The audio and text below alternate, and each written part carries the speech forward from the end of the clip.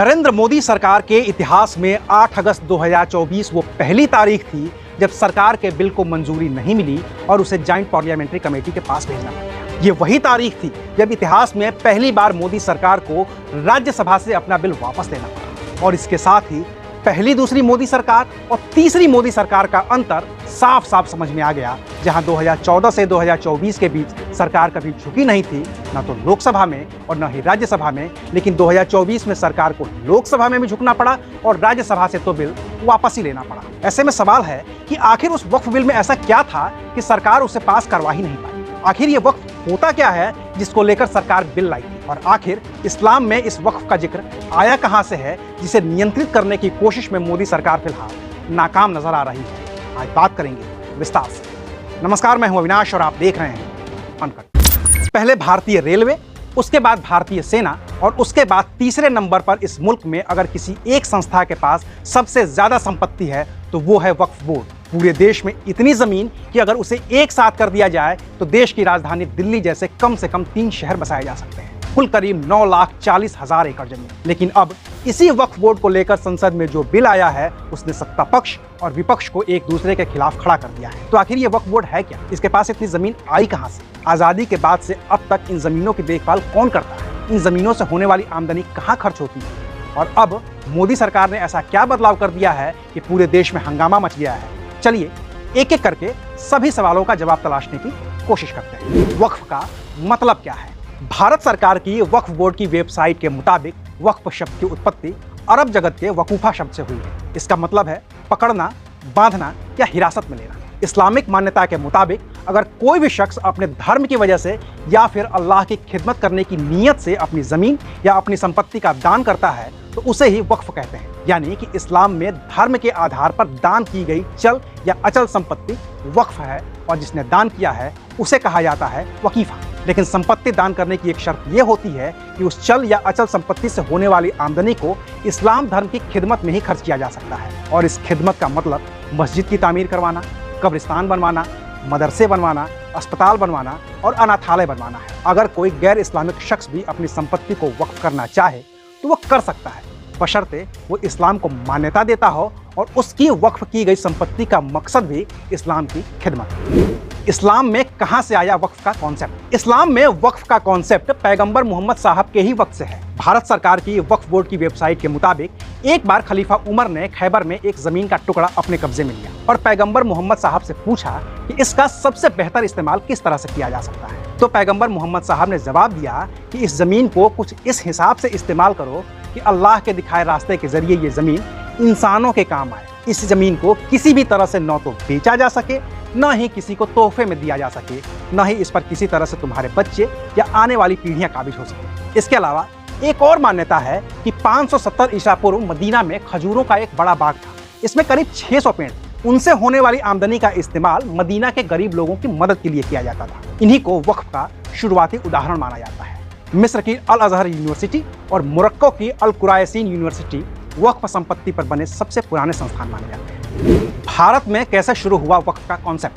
भारत में वक्फ की शुरुआत दिल्ली सल्तनत से मानी जाती है। ऐसा माना जाता है कि दिल्ली सल्तनत में सन 1173 के आसपास सुल्तान मुइजुद्दीन सैम गौर ने मुल्तान की जामा मस्जिद के लिए 2 गांव दिए थे और यहीं से भारत में वक्फ परंपरा की शुरुआत हुई। अंग्रेजी हुकूमत के दौरान वक्फ को खारिज कर दिया गया था, लेकिन आज़ादी के बाद भारत में बाकायदा कानून बनाकर वक्फ परंपरा को बरकरार रखा गया। सबसे पहले संसद ने 1954 में कानून बनाया, फिर उसमें संशोधन हुआ और 1995 में नरसिम्हा राव सरकार ने कानून में तब्दीली की और आखिरी बार साल 2013 में मनमोहन सिंह की सरकार में इतने बड़े बदलाव हुए कि वक्फ बोर्ड के पास अथाह ताकत आ गई और वहीं से परेशानी की शुरुआत हो गई। वक्फ संपत्ति की देखरेख कौन करता है? पूरे देश में फैली वक्फ संपत्ति की देखरेख की जिम्मेदारी होती है वक्फ बोर्ड पर, और यह वक्फ बोर्ड भारत की संसद के कानून के तहत बनाया गया है। 1954 में भारतीय संसद ने वक्फ एक्ट 1954 पास किया। इसके तहत वक्फ की गई संपत्तियों की देखरेख की जिम्मेदारी वक्फ बोर्ड के पास आ गई। बाकी वक्फ बोर्ड के पास अभी जो इतनी बड़ी संपत्ति है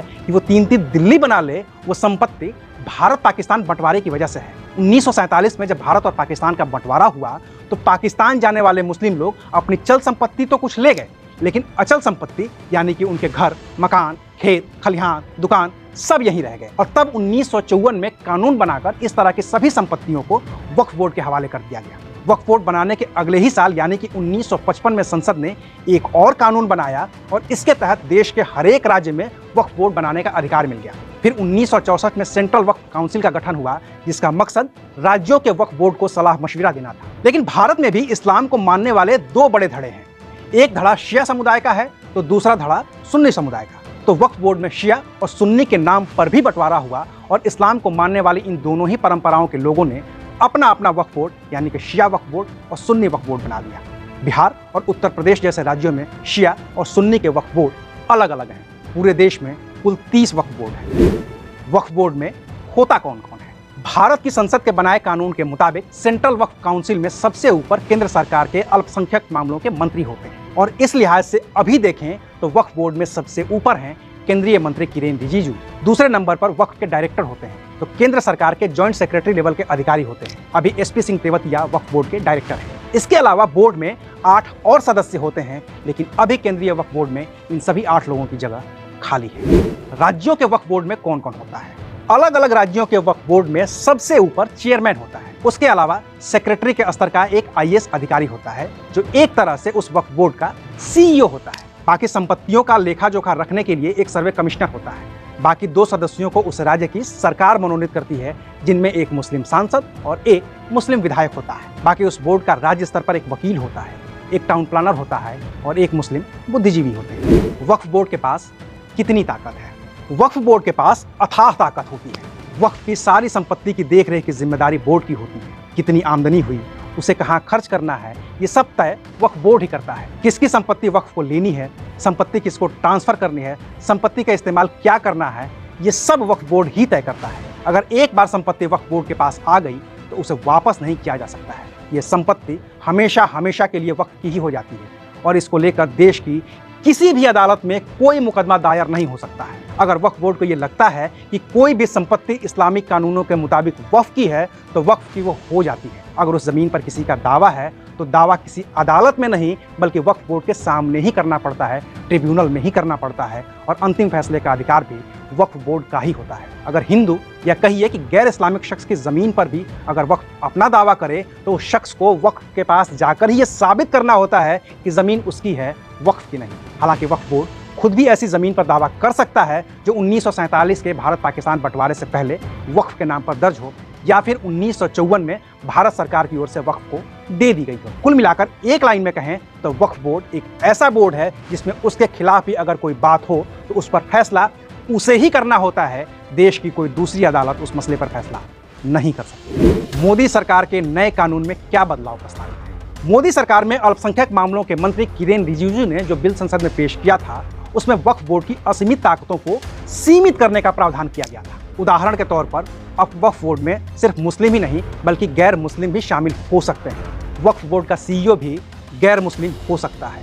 अब वक्फ बोर्ड में 2 महिला सदस्यों को भी शामिल किया जाना अनिवार्य है। वक्फ बोर्ड को किसी भी संपत्ति पर अपना दावा करने से पहले उस दावे का वेरिफिकेशन करना होगा। अभी तक मस्जिद या इस तरह की कोई भी धार्मिक इमारत बने होने पर वो ज़मीन वक्फ की हो जाती थी, लेकिन अब मस्जिद बने होने के बावजूद उस ज़मीन का वेरिफिकेशन करवाना ही होगा। भारत सरकार की सीएजी के पास ये अधिकार होगा कि वो वक्फ बोर्ड का ऑडिट कर सके। वक्फ बोर्ड को अपनी संपत्ति को उस जिले के जिला मजिस्ट्रेट के पास दर्ज करवाना होगा ताकि संपत्ति के मालिकाना हक की जांच की जा सके। जिन लोगों ने 12 साल से वक्फ की ज़मीन पर अतिक्रमण करके कब्जा कर रखा है वो उस संशोधन विधेयक के आधार पर उस ज़मीन के मालिक बन सकते हैं। वक्फ को ऐसा व्यक्ति अपनी ज़मीन दान कर सकता है जो कम से कम 5 साल से इस्लाम का पालन कर रहा हो। साथ ही जो ज़मीन वो वक्फ को दान करना चाहता है उस पर उसका मालिकाना हक होना चाहिए। वक्फ की संपत्तियों पर दावेदारी के मसले को भारत की अदालत में चुनौती दी जा सकेगी और अंतिम फैसला वक्फ बोर्ड का नहीं बल्कि अदालत का मानेगा। विपक्ष को सरकार के बिल पर ऐतराज क्यों है? इस बिल के विरोध में लगभग पूरा विपक्ष एक साथ है, चाहे वो कांग्रेस हो, सपा हो, शरद पवार की एनसीपी हो, ममता बनर्जी के टीएमसी हो या फिर असदुद्दीन ओवैसी की ऑल इंडिया मजलिस-ए-इत्तेहादुल मुसलमीन। सब ने इस प्रस्तावित बिल का विरोध किया है और सभी विपक्षी दलों का मानना यही है कि बिल के जरिए सरकार वक्फ की संपत्ति पर अपना कब्जा करना चाहती है। ओवैसी ने इसे धर्म में हस्तक्षेप बताया है और कहा है कि सरकार मुस्लिमों के दुश्मन है। वहीं सपा मुखिया अखिलेश यादव ने वक्फ बोर्ड में गैर मुस्लिमों को शामिल करने पर ऐतराज जताया है। वहीं डीएमके की ओर से कनिमोझी का कहना है कि बिल सिर्फ मुस्लिम तबके को निशाना बनाने के लिए लाया गया है। विपक्ष के और भी तमाम दलों के तर्क कुछ यूं ही मिलते जुलते हैं कि अब इस बिल का भविष्य क्या होगा। तो विपक्ष के विरोध को देखते हुए इस बिल को खुद केंद्रीय मंत्री किरेन रिजिजू ने जेपीसी को भेजने का प्रस्ताव रखा है। यानी कि अब इस बिल की खूबियों और खामियों को देखने के लिए एक जॉइंट पार्लियामेंट्री कमेटी बनेगी जिसमें सभी दल के सदस्य होंगे और उसकी सिफारिशों के आधार पर ये तय होगा कि अब इस बिल का भविष्य क्या है। बाकी राज्यसभा से सरकार ने अभी बिल वापस ले